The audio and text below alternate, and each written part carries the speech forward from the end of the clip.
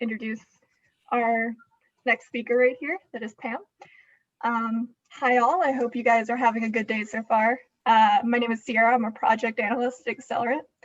I'm excited to introduce our next speaker, but before I do, I'm just gonna go over the rules one more time.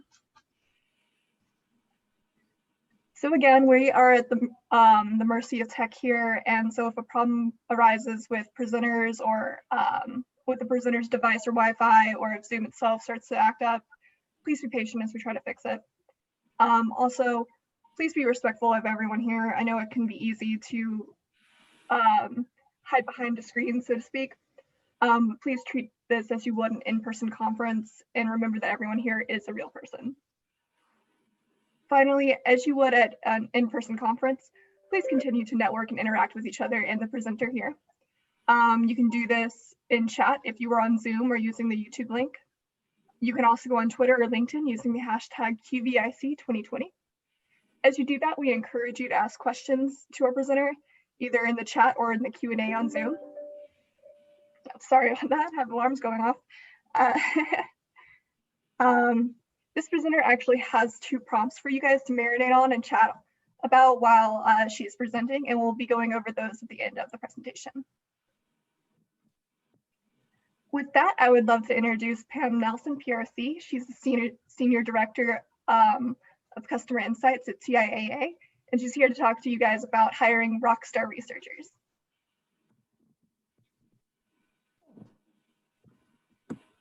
Thank you, Sierra. And I'm gonna see if you all can see my screen. Can you all see this?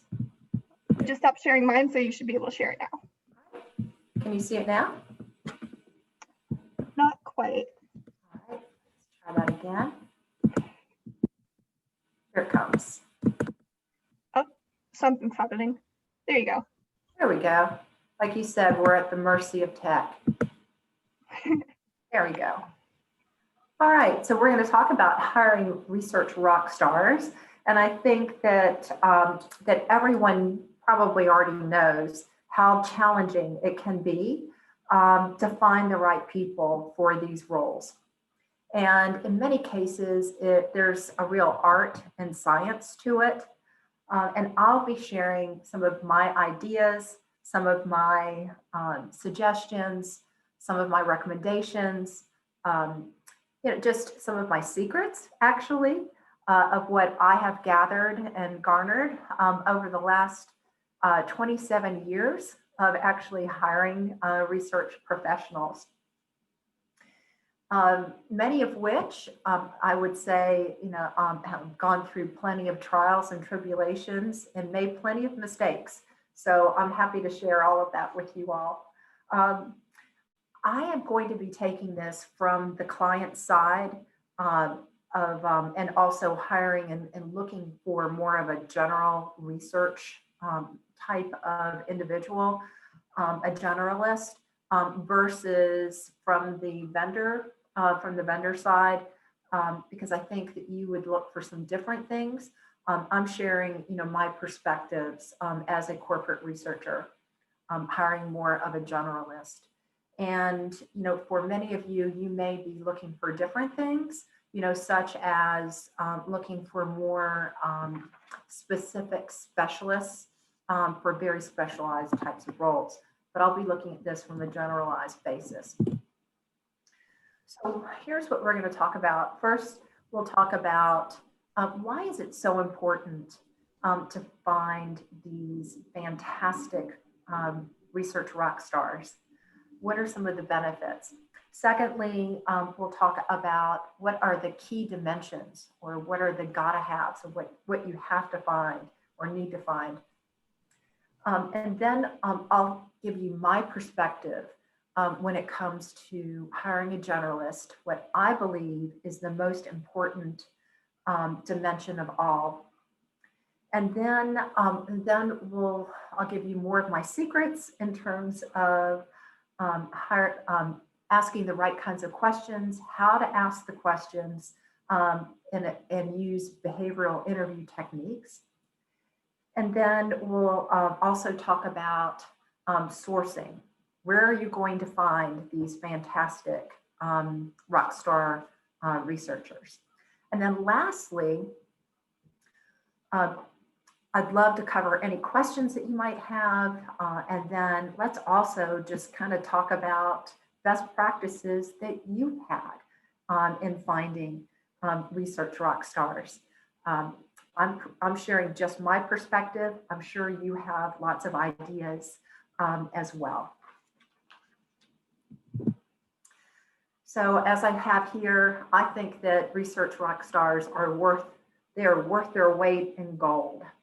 And the reason why I say that is that they are handling some of the most strategic questions for your firm. They are also, if you're hiring the right people, they are also interacting with some of the senior executives in your firm.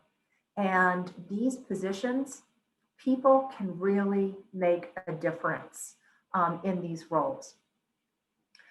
From an ROI standpoint, it can really cost your company a lot of money in hiring the wrong people, because then you have to go through the whole process again of sourcing, hiring, training, and if they're the wrong person, you have to go through performance management to hopefully make them the right person.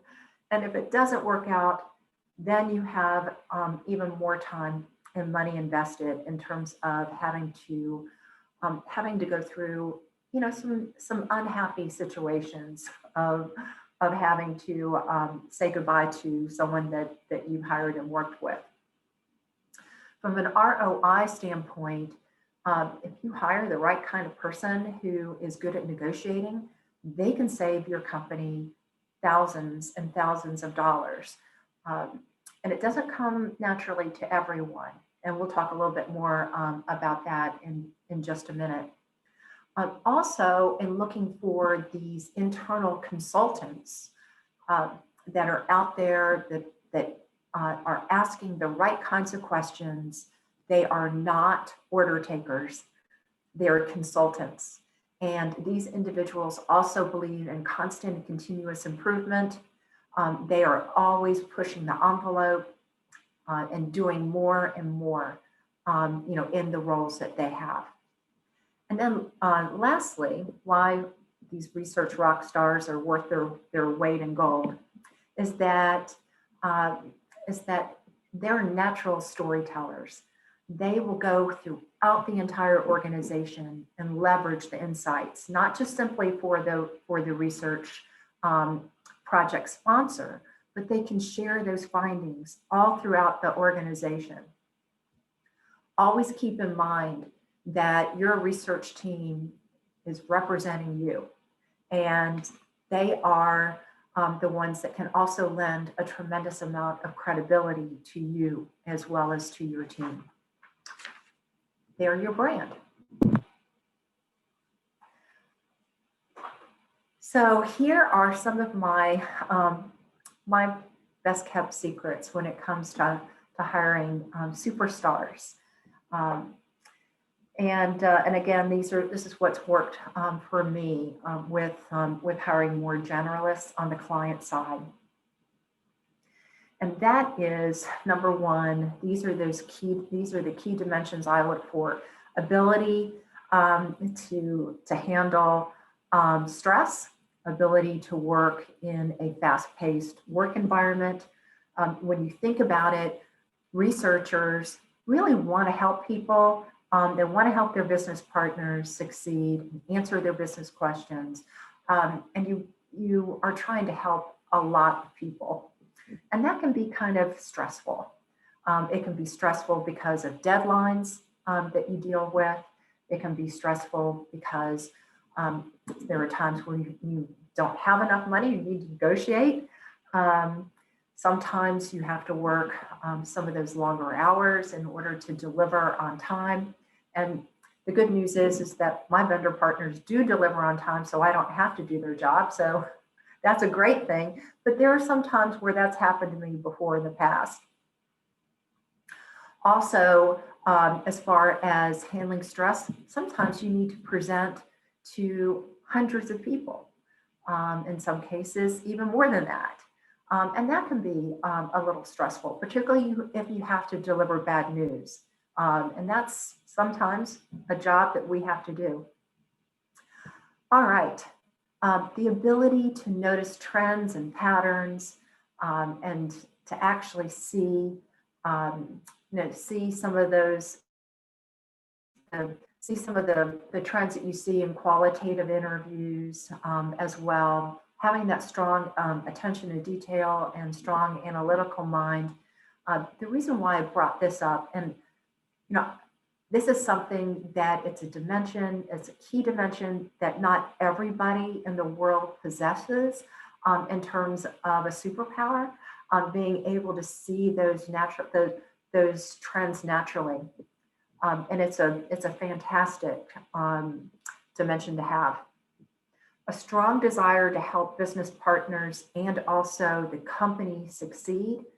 These are people who really care whether or not business partners get their questions answered, as well as helping the company achieve their strategic objectives.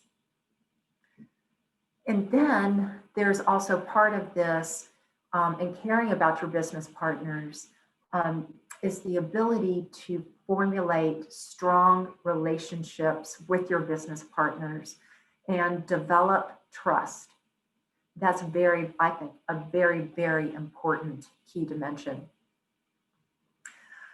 And part of that is that I didn't mention is also this team player type of individual. The naturally inquisitive and strategic thinker that is constantly asking the question, well, what if? Or what about? What about what happens next after what happens next? Having the ability to think this way.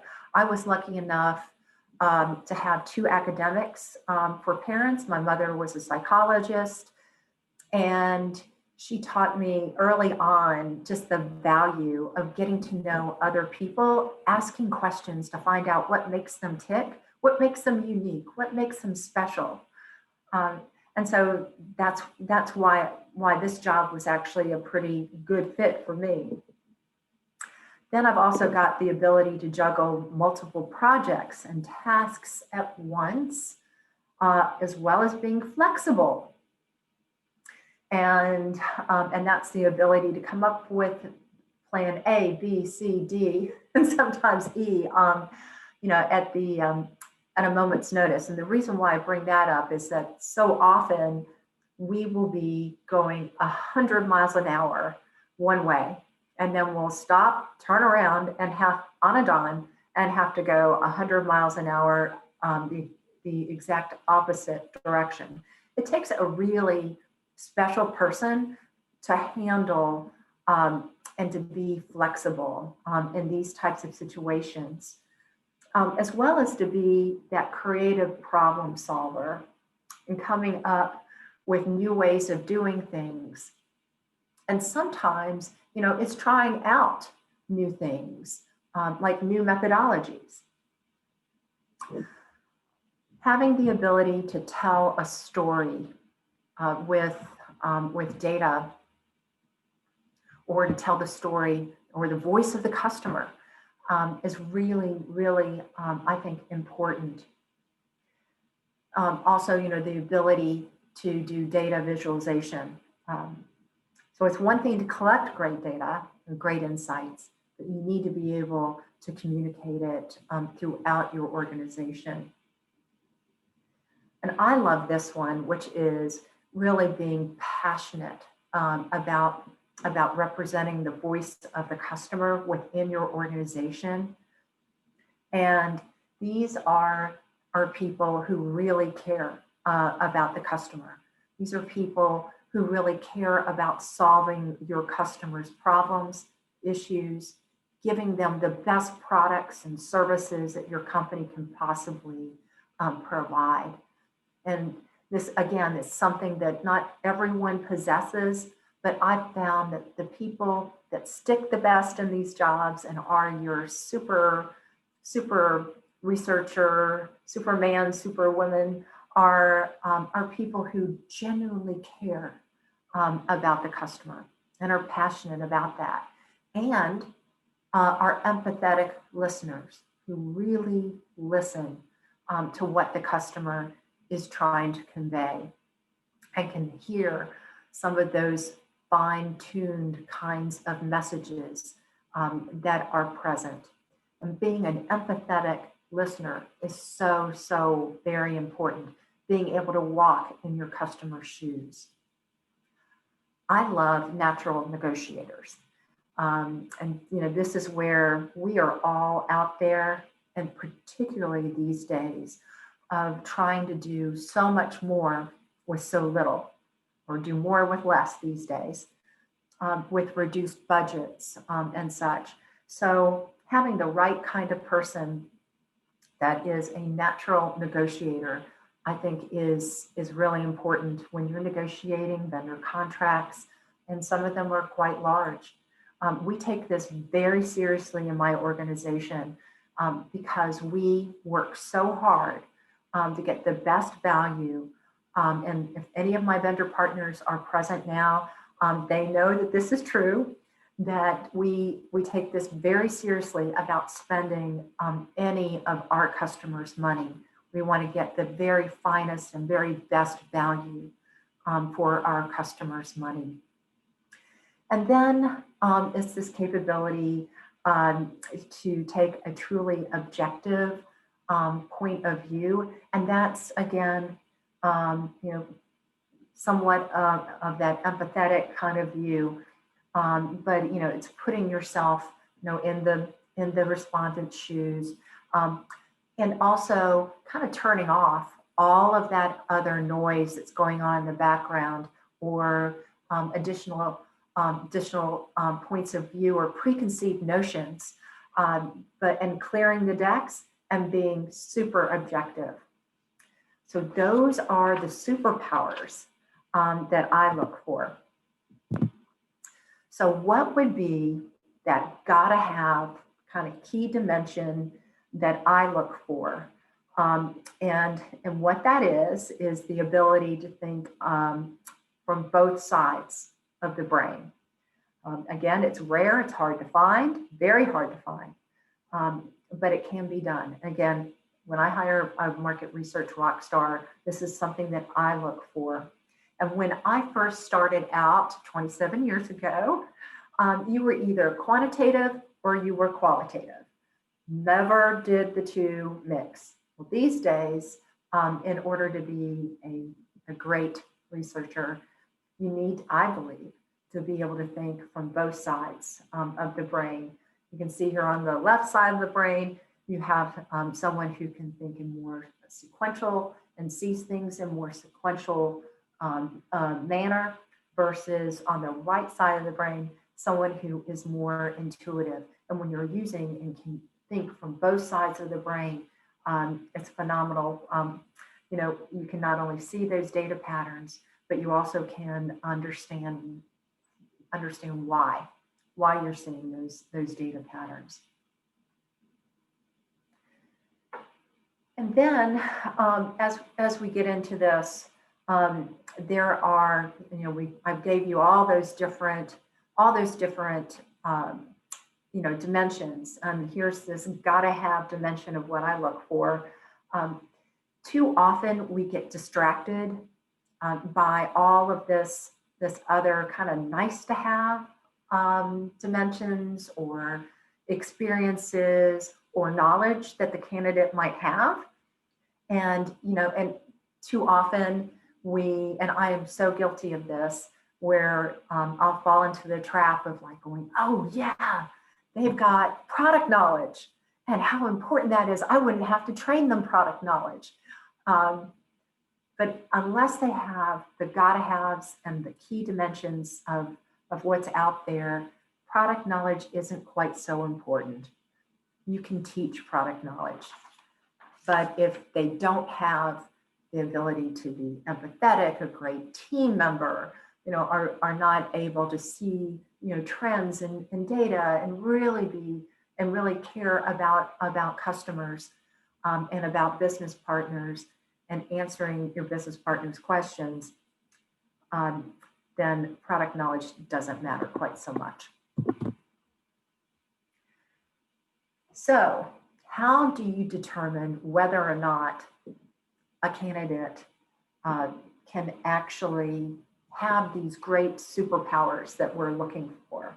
And I like to use behavioral interviewing, and I'm sure a lot of you all out there do as well. So it's nothing new for you. But behavioral interviewing, for those who aren't currently using it, this allows us to have them give very specific examples of that key dimension that you're looking for, where they have actually in the past demonstrated that particular key dimension or very specific behavior, versus someone who comes in and tells you what they think that they would do in this type of situation. It helps. Some people are great interviewers, and you really want good interviewers from a researcher, of course. But some people are really better at it than others. And if you're looking for very specific behaviors and very specific dimensions, behavioral interviewing is a great technique. There are three key reasons I think there is. One, it forces you to focus on what matters, those key dimensions. Number two, it can also help at the end of the day when you are reviewing all the different candidates in a debriefing or a panel situation. You are focusing on the right behaviors and the right dimensions. And everyone is focused on the right dimensions, and you can compare candidates better. And then number three, the way that I like to do behavioral interviewing is to also be very realistic and upfront about what the job is like. And you'll see here when I read some of these questions, it can really help the candidate walk into the job with their eyes wide open and know what to expect when they get there. So here are just three of my favorite questions. So under the key dimension of flexibility, problem solving, and handling stress, I like to say something like, Mr. Ms. Candidate, just to let you know, this job can be, rather stressful when things don't go according to plan, and things don't go according to plan all the time. Just let you know that. Can you think back on a situation or a project that you were leading when things didn't go as planned? How did you handle it? And what did you do? And how did it turn out? Key dimension, team member. To be successful on this team, you need to be a great team member. We collaborate a lot. We help each other all the time. Teamwork is really important in this role. When have you had to put the needs of the team ahead of your own? And what was that situation like? What role did you play? There's the next one, key dimension, thinking on both sides of the brain, recognizing data patterns, being naturally inquisitive. Many of our projects are multimodal, qualitative and quantitative. Can you share a time where you dug into the data and provided the what, and then looked for some of those messages and asked the additional questions to provide the why? What was the problem that you were solving? How did you solve it? How did it turn out? So now we've talked about why it's important. We've talked about identifying those key dimensions. We've talked about how to ask the right questions to make sure that you've got people that demonstrate those key dimensions. Now let's talk about where you find these research rock stars. So you can always do it the traditional way. You can do job postings. You can have job postings internally. You can post them on Indeed and Monster and all the other places, like Glassdoor. You can also post them on industry and associations or in their newsletters like the Insights Association. And there are two that I love. One is internships and contract workers. And what do you all think they have in common? What they have in common is both you and the potential candidate get to try the job out and try each other out. And the nice thing about internships is we've got so many new entrants into the market research industry who are graduating with degrees in market research, and hiring these interns where they have an opportunity to learn from you. You also have an opportunity to see if they would be a good fit for your organization. Recruiters, and we have lots of recruiters in our industry who specialize in our industry. They know what it takes to be a research rock star, and they have a lot of connections. I love recruiters too. Team referrals. So your people know a lot of people in our industry, and our industry is not all that big. But your people know people, within the industry and also locally. So they have an opportunity to bring on superstars or their good friends. Contract workers, I had mentioned already, and one of my favorite people that I ever hired was a contract worker. And if he's on the line, he knows who he is. And what happened there is I had gone through 3 contractors, had just the worst time until this one particular contract worker walked in the door. And then as soon as I possibly could, I was able to advocate and hire them for a full-time position. And what was so beautiful is they had done such a great job, for me and also for our business partners. My business partners were out there advocating to hire him, which was fantastic.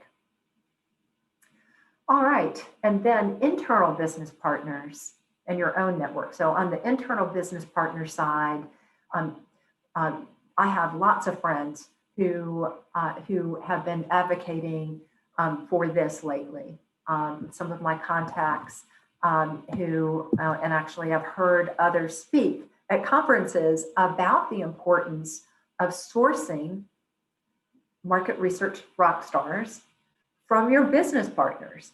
If they've got the right dimensions, guess what they also bring with them? They also bring with them the point of view of their job, as well as their experiences and their knowledge and their networks. It's a wonderful thing to find rock stars from your business partners. And they've been working with you, you've been working with them. You already know what their styles are, and you can also identify whether or not they've got those key dimensions because you've observed it. And then your own network. This is, some people think that it is not their job as the hiring manager to go out and recruit. That's recruiting, that's HR, that's their job. But in actuality, I believe that you are responsible for the success of your team and in finding the very finest people. And you know a lot of people, in our industry. Pick up the phone, call your friends. Hey, do you know anyone, who would fit this kind of role? And then call them yourself. Everybody they just absolutely love being recruited. So it's a tremendous, the worst thing they can say is no. And then your vendor partners. I love my vendor partners. If I had jobs available right now, And by the way, I have stolen vendor partners before from my vendors um, for jobs. I would steal some of mine right now, and if they're on the line, they know exactly who they are. I would poach my vendor partners. They've had an opportunity to observe you. They know what your challenges are. They know what your organization, deals with, and you also have an opportunity and have had the opportunity to observe them. So I hope that you have found this helpful for you. In sharing some of my tips, tricks of what I've learned over the last 27 years. These are just simply my suggestions, my ideas. I know you all also have lots of ideas as well. So what kinds of questions would you all have out there? Can you all help me with those? Hey, Pam. So would you like to go through questions first, or do you want to read the prompts that their answers to the prompts that you provided?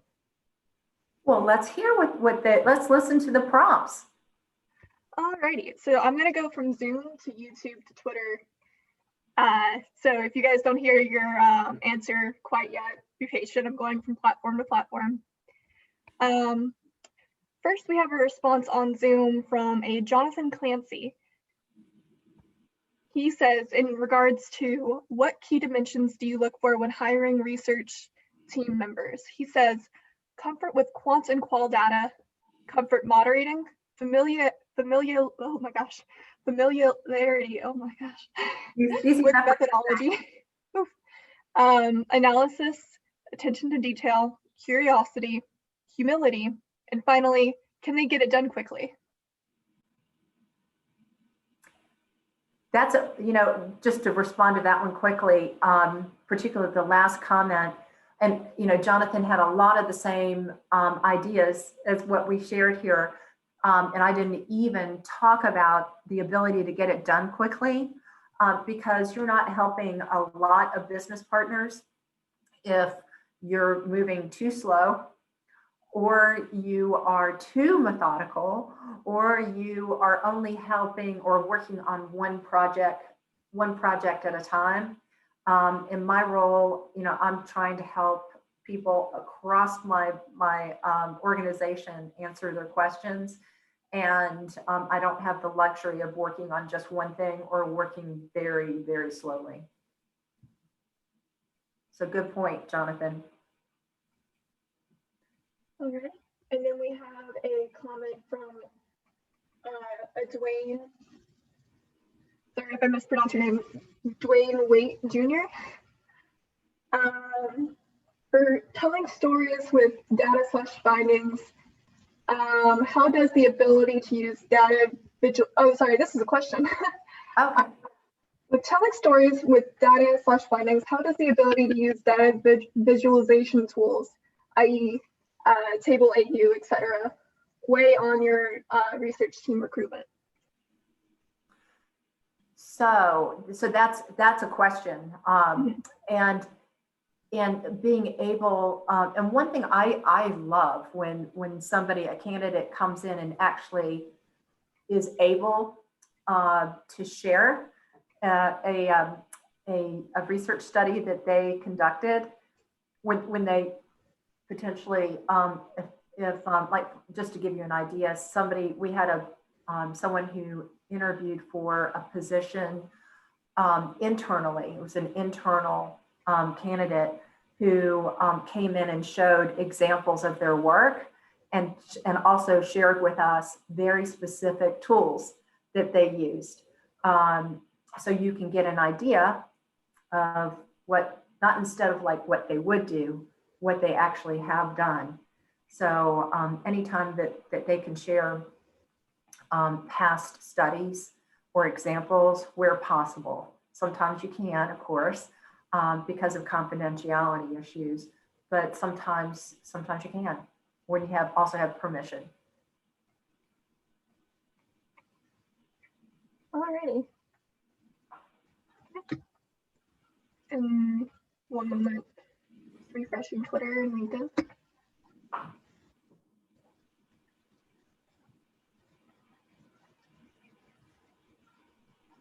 Looks like we don't have any responses there, but we do have another response to prompt 2, sharing success stories that you have about finding researchers through non-traditional means. Ready? And then it looks like the same person also went back and answered prompt 1. So for prompt 1, what key dimensions do you look for? Cindy Tran says, storytelling is important. In interviews, I give situation data and ask how they pull the story together, what steps they would take. And then for prompt 2, she says, I have a degree in cognitive neuropsych. Companies didn't see how I could do the job. Don't dismiss someone just because of their background. They may have talents that make for a superior employee. Yep, that's, having that degree, having the, having that real depth and experience and expertise is fantastic. We had, just on our team of 10, we have at least 2 PhDs, at least, I don't know how many green belts. We have at least 2 green belts and at least 1 black belt. So, a lot of that expertise really pays off. Right, oh, we just got another question. Do you look for candidates? Oh, this is from, again, I'm sorry if I mispronounced your name, Felicia Trimboli. Do you look for candidates who have experience with DIY tools? Oh, yes. In my previous roles, I have. In my current role, not as much, because we actually don't have as much time in order to do the DIY work that I have had before in the past. So yeah, so it's great. And that's one place sometimes when you can, you hire people from like the vendor partners I was telling you about, they've done the work. And that's great when they have that DIY skill. All right, but it sounds like it's more like an extra thing that you don't necessarily look for right now. In my current role, I don't look for it quite as much as what I have before in the past. Gotcha. All right. And it looks like that's all the questions that we have for now. If anybody has any other questions, feel free to go ahead and post them or reach out on Twitter or LinkedIn with the hashtag QVIC2020. Alrighty. Thank you, Pam, so much for your time today. This has been really insightful, not only from a hiring perspective, but also as somebody who's more or less recent to this field. This is kind of like a deep emotional checklist of things that I feel like I should strive for in my new career, I guess. Well, it sounds like, Sierra, I mean, you've got a lot of the right stuff. You're asking all the great questions. So thank you all today. I really enjoyed sharing my ideas with you. If you have any additional questions, you can always reach out to me on LinkedIn. It's Pamela Nelson, and I'm with TIAA. Thank you. Have a good rest of your day. You too. Bye.